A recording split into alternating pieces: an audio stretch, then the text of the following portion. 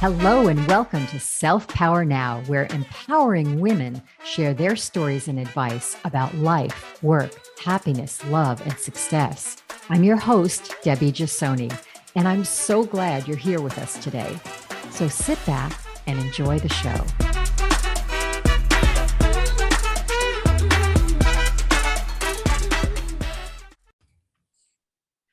My guest today is Cynthia Marie Bastos. Cynthia is an executive wellness coach passionate about the intersection of personal and professional freedom. That's freedom spelled with a capital O, as in Om. 5 years ago, she was at the peak of her career and thriving professionally when her entire personal life came crashing down abruptly. After that, she embarked on a healing journey, which included traditional therapy and holistic healing, and received various training and certifications that taught her and now others how to pave a pathway to personal and professional freedom. I keep saying freedom. Welcome, Cynthia. How are you? I'm so great. Thank you so much for having me. It's such a great opportunity to get to share my story and a little bit more about my passion of personal and professional freedom. Well, that's what this show is all about, women sharing their personal stories and also their expert advice. And in your case, it's a little bit of both. Your personal story sounds a lot like mine, making a big change in your life because you were, thrown against a wall and things really, really went wrong. For me, that was experiencing a number of family tragedies. Tell us a little bit about what came crashing down for you, because I'm sure our audience can resonate. And what did that do to you? And how did that make you pivot? Yeah, it was a compilation of things that sort of built up. It snowballed over time, but I was thriving in my career. I was a senior level executive for a multifamily national electrical contractor. I had multiple divisions that I was running. And I noticed that I was at the peak of what looked like the top of the mountain, but I felt like I was constantly looking down, that there was Mm, not a lot of growth or potential opportunity in front of me. And when I started to look down, I started to recognize so much of my path had been paved by other people. And I had climbed this mountain that was paved for me and hadn't really created that journey for myself. And so, first, it appeared to me with the partner that I was with, I was in a marriage. mhm. And I really quickly recognized that that person was not at all compatible with me, that I had made a lot of concessions in that marriage to make it work How because long were to you have married? it, I was married for about 4 years. We were together a Okay. total of 8 years. Mm, And it was a pretty interesting marriage because him and I both we met at a young age. It was an 8 year relationship, and so as you transition through your 20s into your 30s, so many things change. And mm. I had succeeded in my career. He had started to lose parts of his career, so we just were in opposite directions. But I had been taught my whole life to you make these things work. Stick it out. And Stick it out. Yeah. stick it out. And I was raised Roman Catholic, and it was against my religion to not go seek counseling and have a conversation on divorce. Those weren't words that I was allowed to bring up. Yeah, So I totally get that, by the way. In my own family, my sister, her first marriage, when she was having lots of trouble, and it definitely was not a healthy place for her to stay. My parents were like, go back and make it work, and yeah, again, they were like this Italian family from Italy, Roman Catholic. yeah, And that was their thing. It's like, oh my God, no, you don't break up a nope. marriage. So it's funny how even you're a lot younger, and how that even affected your generation. Yep. And both of my mom and my grandmother both had been in failed marriages. So on top of the conditioning that they had from Yeah, Catholicism, all of their upbringing being from Portugal, right. they also were trying to not repeat patterns and Yeah, ancestrally pass those things down to me. So in their hearts, they were doing what they thought was right and preventing me from going through the turmoils they went right, through. right. I recognized it was my own journey. I needed to make those decisions for myself. So it started there. And again, I started to feel like I was climbing a new mountain when I made that decision. But still, professionally, there were so many aspects of my journey that felt out of alignment. I was really thriving at mentoring, coaching people within the divisions that I managed, but the goals didn't necessarily resonate with me that I was being given, and the industry didn't necessarily resonate with me. And so I started to look elsewhere, and I went and got an executive MBA. And I was the first young female in 80 years of USF's history to enter that program. And Wow. it was a cohort of really seasoned executive leaders. And that was the group of people that I wanted to surround myself with. I had started my organization right from college. So I was purebred in that organization and that industry. I didn't have a lot of exposure at the time. And that executive MBA was what got me not only through my divorce, but also helped me realize how much more potential there was in my career to really How did step it get, outside the wait, back box. up, back up. So how did the MBA get you through your divorce? You know, one's very emotional, one's very, business-like. Is it because you had something else to focus on? Was it the distraction that you had something else to look forward to and move towards Absolutely. that didn't involve, maybe this unhealthy relationship? Yes, 100%. It was the thing that was now something I could invest my time, my energy, and my Mm, effort into, because I did try to solve that problem in my marriage. I tried yeah. to look at new ways or innovative ways to make it work as I was told to do. And just, I was constantly faced with internal resistance and external resistance. So when Mm, I was finally able to really put my heart and my energy into something that was for me, I thrived. mm. Um, Subconsciously, though, I was sort of avoiding some of the emotional healing that needed to happen in that experience because I was so physically and mentally consumed with energy there. Right. And And so it was a great experience. I always felt too, being in the corporate marketplace, that it is, emotionally lacking, right?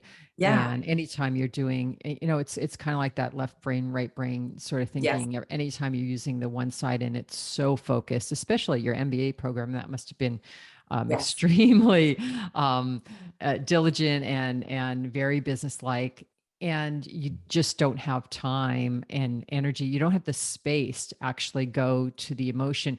For me, when I was going through all these family deaths, I was in the corporate marketplace, and it did save me because it gave me this one place where I could actually control, right? It was very much more Mhm. scientific, but it also, and I think this is what you were getting at, it also had me ignore, right, the emotional part of what was going Yeah. on in my life, Mhm. until I finally couldn't ignore that anymore and I had to address it. And for me, Yeah. that meant leaving the corporate market. So Yeah. what happened? So you went through this MBA program, and then what? Yeah.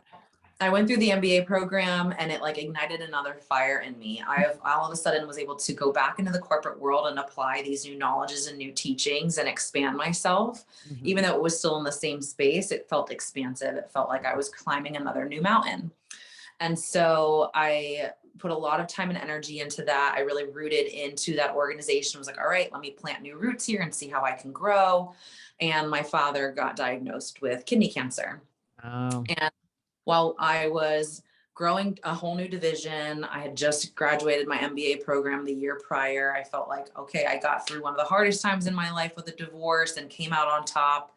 Here comes my dad getting sick. yeah. And within 6 weeks, he passed away. And Wow. so at my Which is, age, I was, I know that's a terrible tragedy, but it is a blessing. My father was diagnosed with bone cancer, and it was, gosh, it was a long, long battle, and very, very painful to see. So I don't so know painful. what's better, but I get it. I get it. Yeah. Yeah. And I mean, that was the thing. We just kept, praying, saying we just want him to not suffer. And so we see it as it was his way of not suffering Yeah. anymore. Yeah. And so here I was, really young in my 30s, facing down only one surviving parent. I had already been through a divorce. And here I am thinking to myself, what next? I've gone through all my karmas at this point. I think hopefully it would be smooth Or sailing you from here. think, until your Yeah, Saturn returns, I don't know, when you're I know, about right? Saturn 59 return. or so. And so, again, with my dad passing away, it was similar to my divorce. I really found a way to step into a new version of myself at the corporate job that I was in. I got asked to bring on another division and really rally that group together. And so I was able to use my brain and my physical body in a very intentional way to not feel some of the emotions that came with that. experience and that loss. And so again, I went back to get my project management certification. I got my PMP. I started to really invest in myself again. I'm like, here I go. I'm doing it. I'm getting through this. And within a year, my mom gets diagnosed with thyroid cancer. And I I'm stopped. not laughing at the story. I'm just like I'm resonating with it because I lost my mother, my father, my younger sister, and an aunt that I lived with within Mm, 4 years. And it was like every time something happened and I thought, okay, I'm done, I'm over with it, something else happened. And you think to yourself, oh my gosh, what else could go wrong? This yep. is just insane. Yep. And that's why I really resonated with your story because it seems like it never stops. But you do, life gives you challenges that you have to just kind of come through, and that saying, you never given anything more than what you can handle. So okay, so then your mother, now what? Yeah. So my mom gets stage 3 thyroid cancer, and I was planning to potentially move to Seattle. I had already started planting the seed that I might need to move, to get a Mhm. change of scenery. I felt like after my dad and my divorce, there was just a necessary evolution of I need to change my environment to heal in some sort of Mhm. way.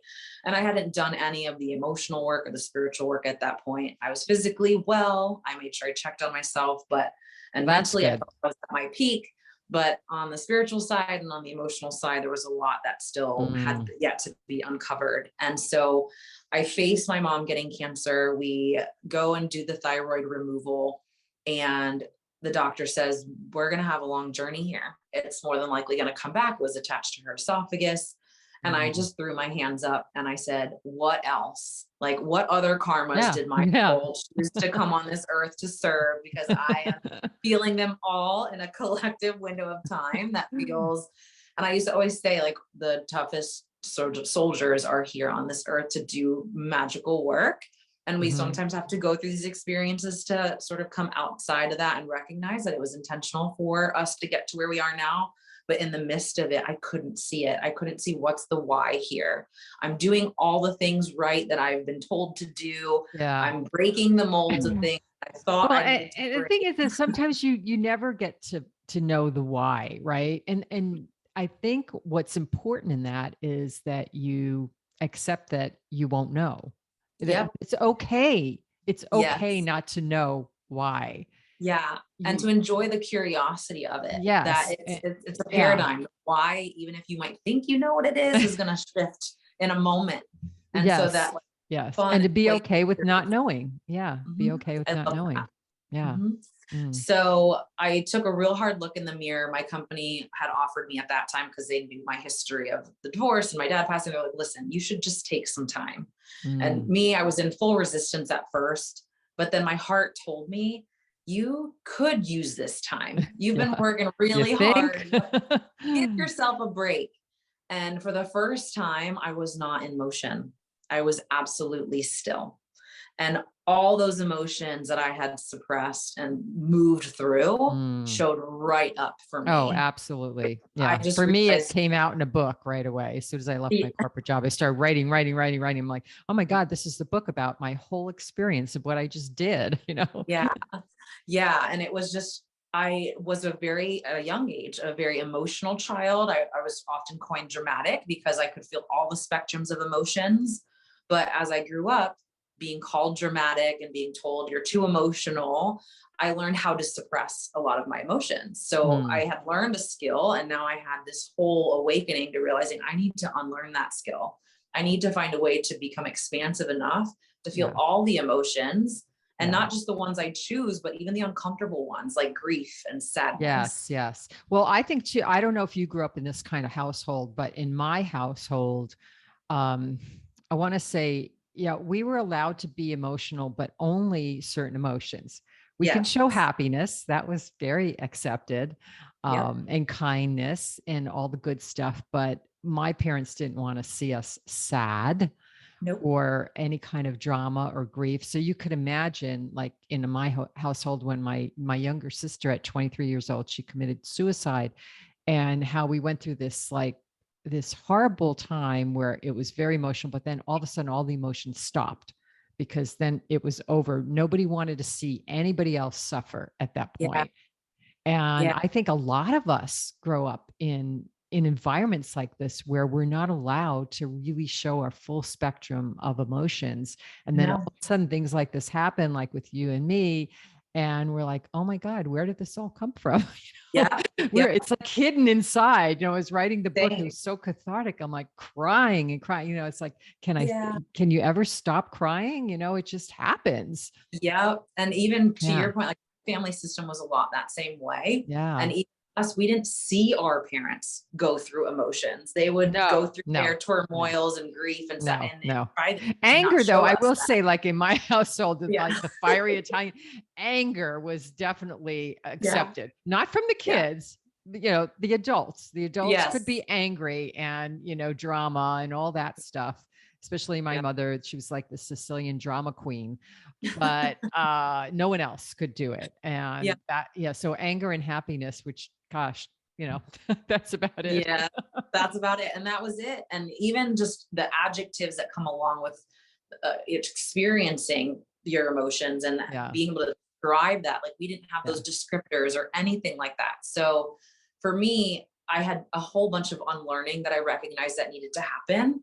But I also felt so alone in that journey because every time I would speak to someone and be like, I'm doing this all wrong. I don't even know what I desire or what I want to do because it's all been told to me. Mhm. I have this discovery that I want to do. And everyone's like, what? You're crazy. You're successful. You're at the peak of your Yeah, career. I got all that too. Yeah. And you're just like, you're in, it's forcing you in those moments to, you have to go inward. You're not Yeah, you supposed have to to work. follow your heart. You have to follow your heart. And there's some kind of knowing, like when I went through that, there's a knowing that, yes, this is right for me. I don't, Yeah. you've got to just take all that external craziness around you Yeah. that's negating what you're doing and saying, I hear you, but that's not Yeah. where I want to go. Yeah, Yeah. I get it. And So when did you go through any traditional therapy? Did you try any therapy and did it work? And why yeah.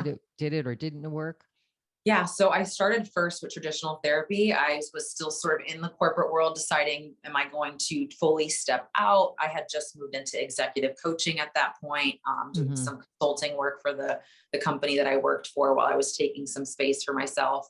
And so I went traditional therapy route and it felt just very restrictive and limiting. There were very like Mm. specific canned categories that people fell into and they were trying to place me into specific categories. And I'm like, I'm all of them. I can resonate with all of these. Yes. And there was such a piece of it missing. It felt great to be able to talk to somebody and to not have a lot of judgment, but there still was Right. color and discernment coming back from them based on society and what they've been Right. taught to tell us Right. as the And as the client. yeah, I agree. I'm a big proponent of therapy. I think therapy works in many cases.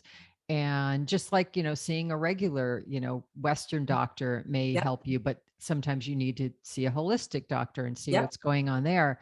And sometimes therapy is missing some of the parts. When my sister passed away, this was the first time I actually ever decided to even go into any kind of therapy. And I went very specific for grief counseling for that Okay. particular reason.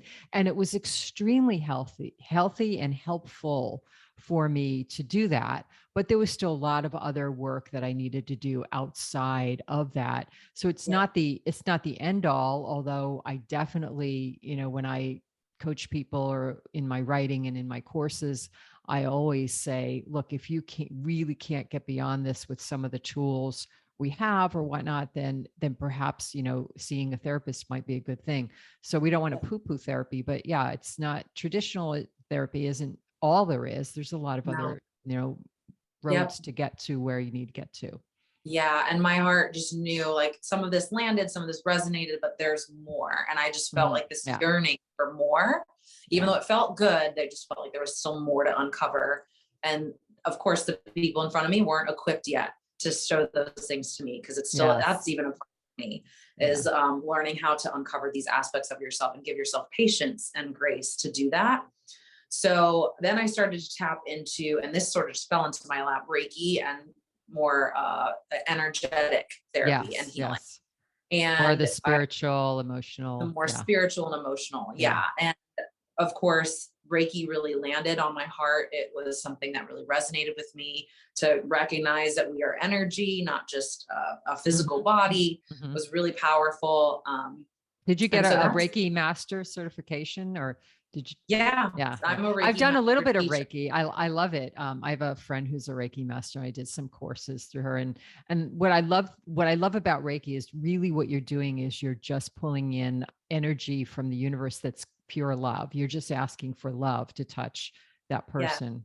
Yes. Yeah, Yes. yeah, And as a teacher, we're just attuned, sort of like there's radio noise happening all around us, but without the actual radio, you can't tune into it. So yes, just attuned to channel that energy with the practice and whoever I'm working with. So I love getting to teach this. I love mm, especially Reiki 1 because it's foundational self-healing, learning to connect with your own energy and your own intuitive gifts. And so yes.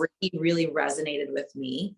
I also went and did some shaman journeying. I went and did really intentional shadow work on the spiritual side, inner child healing. So I've done a whole spectrum of learnings and trainings. I got my yoga certification, which really kicked off my spiritual journey.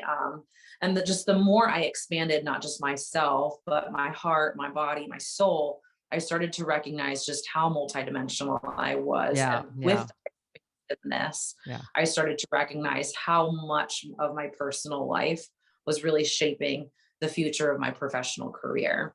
Well, what I like And so, about what you're saying is, you're talking about this intersection or collective of all the parts of the self. And yeah, I talk a lot about this in my Self Power Now courses that are online. And that's, there's really four parts of you. There's the physical part, and that's the most obvious, right? There's the yeah, emotional part, and we all kind of know that, right? Our yeah, emotions, how we feel, and whatnot. And the mental part, of course, is our crazy brain thinking all the time, which we need to, as you said, kind of deprogram some of mhm, the old stuff that we know in there. And then there's the spiritual. And if they're not, like, it's like cylinders, if they're not all working correctly, or spokes on a wheel, maybe, right? yeah, One of those yeah. spokes are broken, the whole, the wheel can't move forward, right? Oh, They yes. all have to be kind of firing at the same Yeah, moment. And so many people put, emphasis just on the physical, or just on the mental. Those are the two that most people put yeah, emphasis on.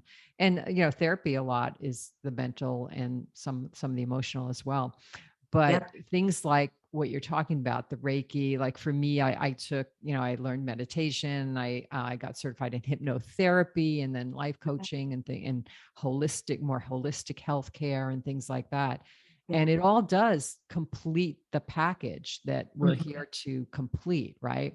Yeah, I always Yeah. say we're spirits having a human experience, or Yes. souls having a human experience, however you want to affirm it. But for me, it felt so great to be able to pull in some of these Western fundamental philosophies that I knew were really great and foundational to who I Hmm. was, but also then Yeah. to tie in this more energetic, metaphysical Right. aspect Right. to that. And so going back to, I was pulling in all these different spectrums of myself. I was expanding multidimensionally. I say we teach what we most need to learn.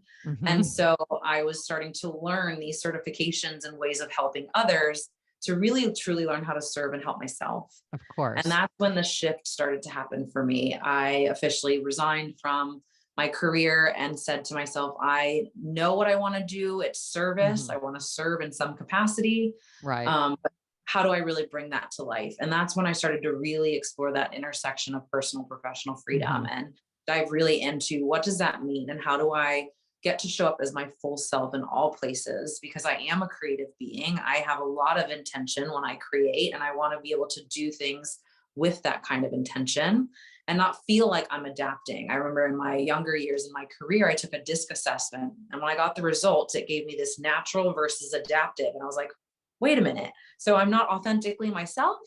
And that really triggered me. And Well, I so think, the thing is in my experience, I think the corporate market just doesn't allow you to really be yourself. I mean, I it know doesn't. I was in a market that was very male dominated, Yes. and I had to act a certain way and be a certain Mhm. way. Yes. And I think that it did suppress a lot of who I Yeah. am. When you Yes. talk about this intersection, though, of this personal and professional freedom, is that what you're talking about? Like, what exactly does that mean to you? Can you give us some examples, in your own Yeah. life or maybe in some of your clients' lives without mentioning names, of course? Yeah, of course. Yeah. For me, it's an ability to wake up every day and be able to create life the way you choose it to be, and it not feel like it's a task or a chore or or Mhm. something that you have to do. It's something that you desire to do. And so for me, And for that so doesn't many, mean you have to have your own business. I mean, no, it you doesn't. could have a job that you love or be Yep. working in a company, but it's about creating your space within that, right? Yes. And being able to Yeah. feel like you're in true alignment, going back to that Mhm. natural versus adaptive state. Corporate world for me was a very masculine energy. And Mhm. I have a lot more feminine energy to me. I'm more fluid. I like to be Mhm. more intuitive. Feminine energy is also more emotive, right? We're more cyclical than we are linear. So for me to be able to wake up every day, intuitively check in with myself and decide what is it that I want to do today? How do I want to create life? And to be able to choose, okay, today I'm feeling more creative on an artistic front. How do I express that either personally or professionally in my business? And getting to make those decisions in and of itself created freedom for me to So how do recognize you that so I if you had a choice. yeah, so if you have a person, a client that comes to you and says, "Look, I've got this very high-powered job. I'm a senior leader. I'm not going to be giving that up. This is, my financial base here." And I just Yeah, I they don't feel like maybe they have professional and personal freedom. They don't feel like they're aligned, but they need to keep that job. I mean, a lot of us are in those situations, right? yep, What do you say to that yep. person? Yeah. And one of the biggest things I do when I start with any client is I start with values. And Mhm. what are your deepest rooted values? A lot of us on foundationally have safety as one of those values, but we don't think about them unless we're unsafe. Mhm. Right. And so when I have a conversation with someone who especially is like, this is my income, this is what I need to survive, we unpack that. So what Mhm. is survival to you? Are you living within the means of what you desire or what you believe is necessary for your highest good? We then look at sort of the equilibrium of where they're spending their time, their energy, and their money, because all of those things are resources and aspects of that profession. So we unpack all of those and look at where are you spending most of your time in relation to your values. A rooted value for a lot of us is family, whether Mhm. we have our own personal family that we've created or whether we're talking about the family system that we came from or all the above. Family is that deepest, rooted value for a lot of us, but yet we spend all of our time and energy and effort away from them, doing the things that we think are going to help them, right? So helping create sort of alignment in your values and how they're showing up for you. And going back to the emotional body, how are you expressing those values? Money is one of those really tricky sources of energy, like time, that it can be an abundance to you if you think creatively. And so a lot of people have limiting beliefs around their current career and what they're doing and feel, I have to be here. This is what I have to do to survive and make money. Mhm. Okay, well, how much time and energy are you putting into that? Let's take money and put that on a shelf. Let's look at time and energy. A lot of us senior executives who have been in our profession for some time tend to be really rooted in the weeds still. We don't pull ourselves out and elevate ourselves up. And so there could be ways to create more space and time in your profession to step outside of your corporate job that you're doing or the practice that you're working in and support nonprofit work if that's in alignment with one of your values or a heart-rooted desire for you to do things that are creative and create new streams of revenue potentially for yourself so that you're not so dependent on just this one source of income. And so Yeah, we and start to unpack that. yeah, I think also too, some people feel like, oh, they'll look at you and they'll say, oh, she just does whatever she wants, and I can't do that. I can't be an entrepreneur. I whatever, and that's okay if you think that all of your value and everything, all of your creativity and all of your freedom has to come from your job, which it Yep. really doesn't. Sometimes a job is just a job. And Yes. as long as it's not, 100% of your time, right? Yes. And you Yep. can't carve out, some of the stuff that, as you said, that meets or is aligned more with your values. So if you don't put that much pressure on your job that, oh my gosh, I have to be, I have my purpose has to be my job. It doesn't. Sometimes your Doesn't, yeah. purpose has nothing to do with your job. Yep.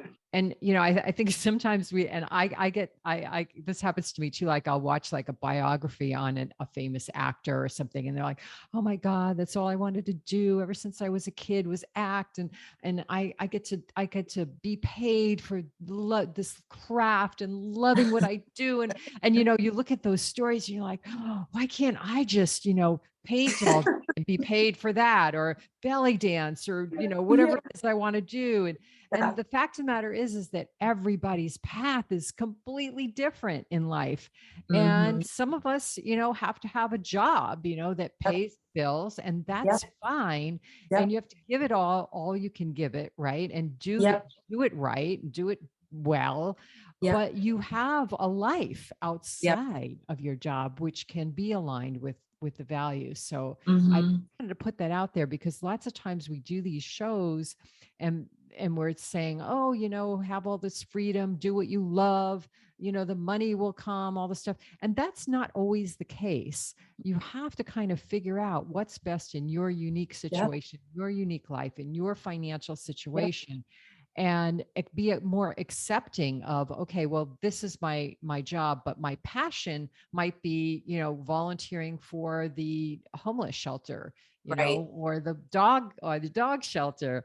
Yeah. And that's really what feeds my soul, Yep. and that maybe that's only once a week, but you have Yep. to find out what feeds your soul, right? Yep. Yep. And like I said, when we unpack those types of things, we look at what's the value outside of money that you're getting from Hmm. this experience. Is it nice to receive good Right. affirmation? You're doing good work. Is it they also give you insurance and all these other things that help you feel like you're healthy? Like we really unpack the what is that. And if it is, we get to the root, it's just a job that's bringing you money and it's a resource that you can then use. And we talk about, okay, that's energy. So how do we now use that to cultivate the other things that give you joy Hmm. and fulfillment? Yeah. And a And lot lots of of, times people that are making good money, they could use that money to do other really fun stuff, right? yeah, So yeah, one gives them the opportunity to do something else that they're really passionate about, yeah, right? Yeah. absolutely. Great. Yeah. And the other beautiful thing is a lot of us moved into some of these professions or chose these jobs from places when we were younger that we were told, Mm, right? yeah. When I was little, I wanted to be an astronaut, but was told that that's impossible, that there's very few people that can make it, right? Yeah. So, like, I wanted to be a some of us, fashion designer. That got nipped in the bud right away. right? Right. So, had we been able to go through that journey of exploration of our desires and unpack those things, things would be different. But for me, I came from two parents who were Portuguese immigrants that came to America to chase the American dream. And there was a Hmm. very clear vision of what that looked Yeah, like. me too. Me too. And that's what I created for myself. And so again, a job is beautiful. It's something that again is energy. It gives you the ability to do the things that you enjoy, and that's creating a life. And what I Mhm. try to do is help people intersect those two realities instead of them being completely parallel to one another and they be almost two different levers. One, work keeps you from home, Mhm. home keeps you from work. We try to really integrate them and also create self advocacy and boundaries and things in both places so Mhm. that you can thrive and show up in both places fully, authentically. Doing that values exercise alone might make you realize you're in a job that isn't in line with your values. You just need another job that actually does align with your values, that gives Right, you more right. freedom, more flexibility, for example. So, really connecting to those personal and professional values, unpacking the why, what they're rooted in, how far Mhm. deep they come back to.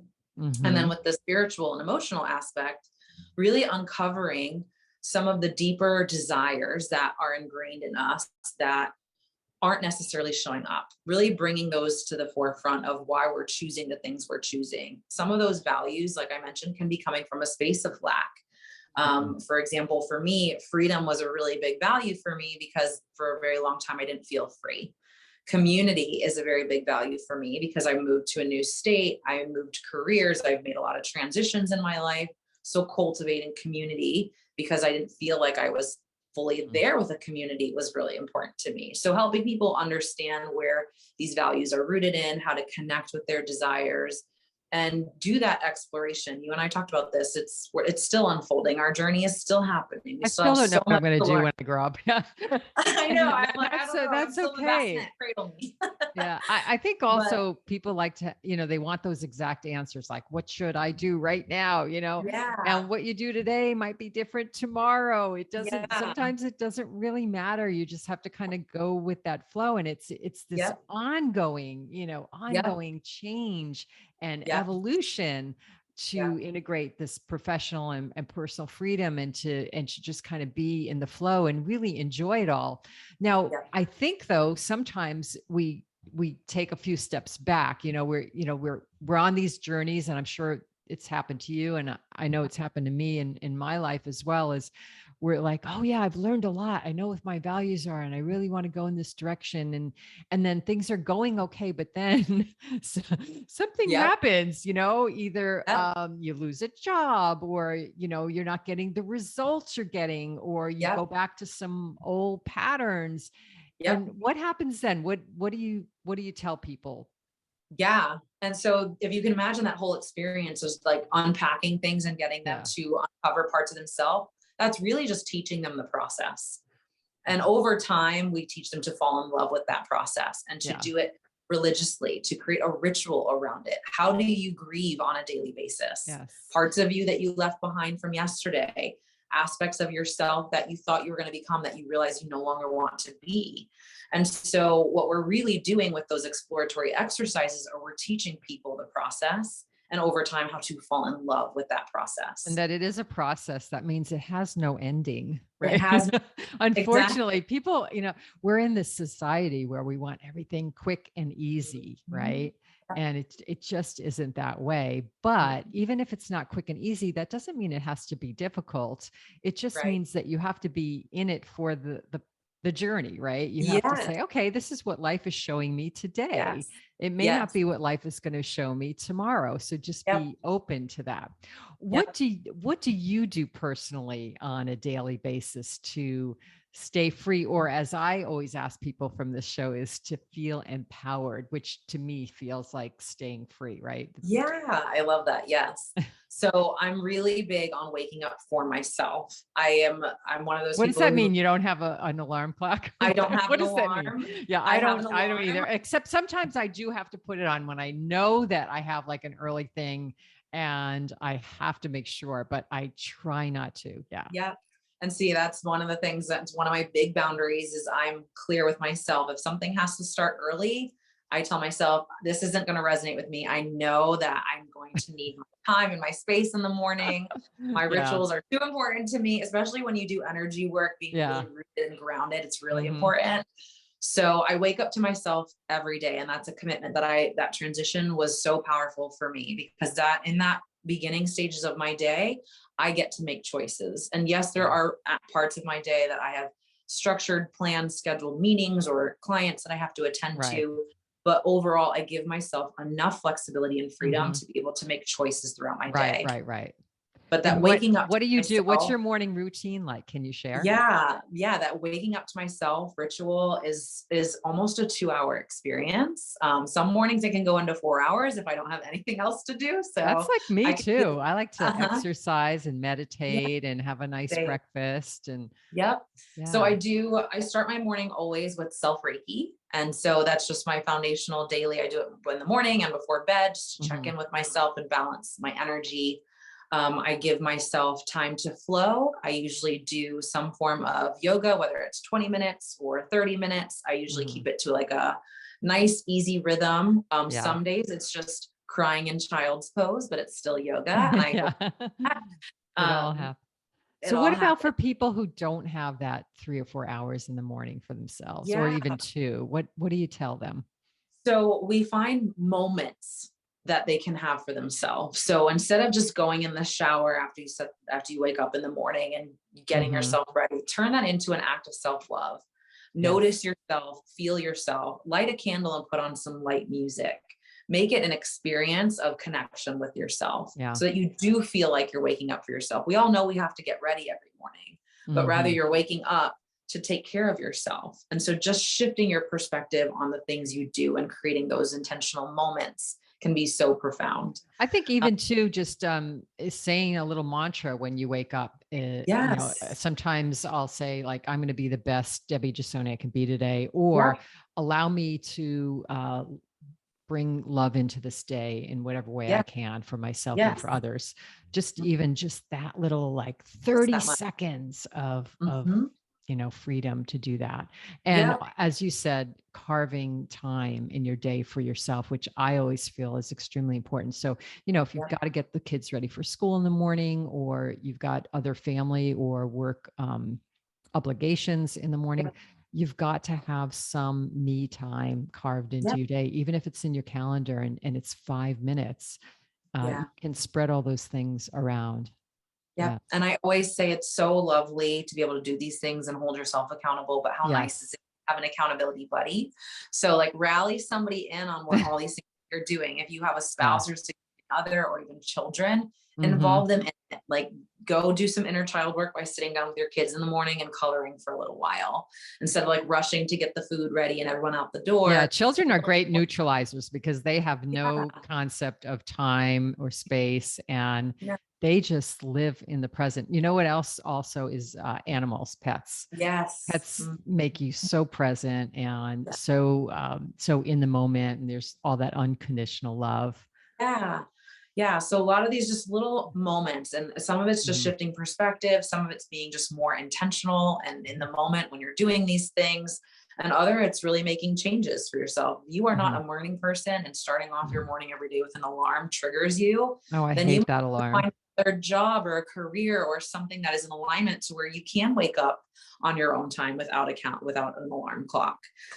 So even just those are bigger leaps of change, but you can make smaller incremental shifts in perspective and in intention that will really make lasting change happen over time. I agree. Cynthia, thank you so much for your presence here Thank you. and all of this incredible insight.